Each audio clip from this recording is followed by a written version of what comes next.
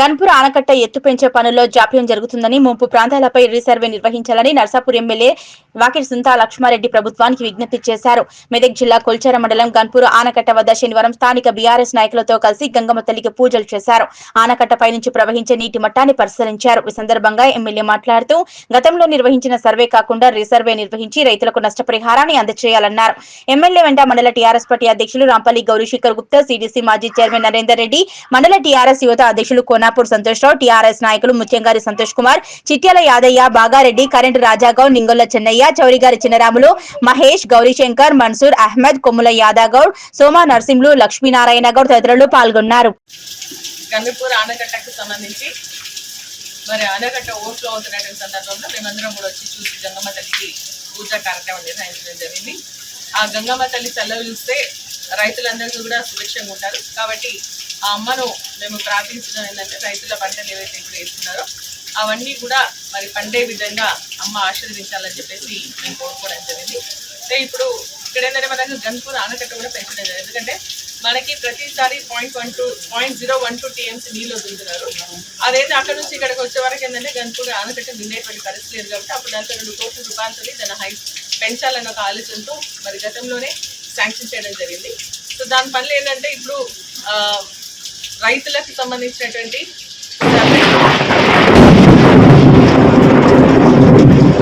రైతుల పంటలు ఎంతైతే సర్వే చేస్తాయో అది సర్వే చేయాల్సినటువంటి అవసరం ఉంది. సో సర్వే చేసి ఇటు నర్సాపూర్ నియోజకవర్గానికి కొన్ని 3-4 గ్రామాలకు, అటు కూడా ఆందోళన నియోజకవర్గానికి కొన్ని గ్రామాలు కూడా మరి సర్వే చేయటువంటి పరిస్థితి దీన్ని హైట్ పెంచడం వల్ల. అయితే ఈ హైట్ కెపాసిటీ ఏంటంటే 0.12 టీఎంసీ నుంచి మరి 3 టీఎంసీ 0.3 టీఎంసీ వరకు కూడా పెంచేయడం, అంటే 2 సార్లు 3 సార్లు నీళ్ళంతా పెంచి మరి కాకపోతే ఏంటంటే పనులలో జాప్యం జరుగుతుంది. పక్కన కొంత వర్క్ చేసినా కూడా ఇప్పుడు కట్ట పైన పెంచే దాంట్లో మాత్రం జాప్యం జరుగుతుంది. రైతులు కూడా కోరుకునేది ఏంటంటే మరి ఈరోజు మనం చూస్తామన్నా గన్పూర్ ఆనకట్ట పైన ఒక 3 ఫీట్ల నుంచి నీళ్లు పోతామని. నీళ్లు పోతేనే ఇక్కడ గన్పూర్ సంబంధించిన గ్రామానికి సంబంధించి చాలా పంటలు ఇప్పటికే మునిగిపోయినాయి.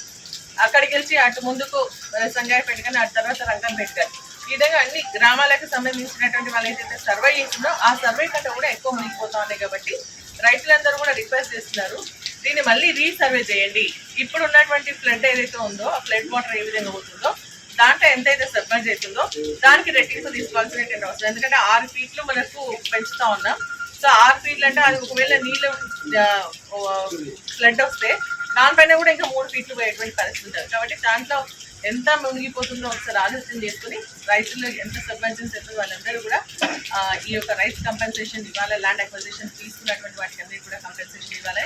అది కూడా ఏంటంటే రైతులు గత 3-4 సంవత్సరాల నుంచి కూడా ఇస్తామని చెప్పేసి అప్పుడు రిలీజ్ చేసినా కూడా ఈ ప్రభుత్వం వచ్చిన తర్వాత మళ్ళీ రీసర్వే అని చెప్పేసి ఆపడం జరిగింది. కాబట్టి ఇప్పుడు ఇమీడియట్గా రీసర్వే చేసి రైతులకు ఇప్పుడున్నటువంటి మార్కెట్ వాల్యూ ప్రకారంగా ఇవ్వాల్సిందిగా మనందరం కోరుతా ఉన్నాం.